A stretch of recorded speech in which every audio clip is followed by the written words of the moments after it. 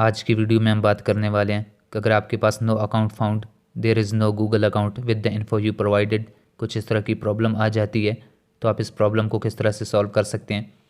अगर आपके पास ये प्रॉब्लम आ चुकी है तो इसको यहाँ पे ट्राई अगेन पे बार बार क्लिक करने के बावजूद हमारे ये प्रॉब्लम सॉल्व नहीं होती। आपने ट्राई अगेन पे क्लिक करना है। ट्राई अगेन पे क्लिक करने के बाद आपने सबसे पहले ये चेक करना है कि जो आपने फ़ोन नंबर या ईमेल टाइप किया है वो आपका बिल्कुल सही हो, आप गलत टाइप ना कर रहे हो। जो आपने अपने गूगल अकाउंट में प्रोवाइड किया था ईमेल या फ़ोन नंबर, आपका वही यहाँ पे होना चाहिए। उसके बाद आपने नेक्स्ट पे क्लिक करना है।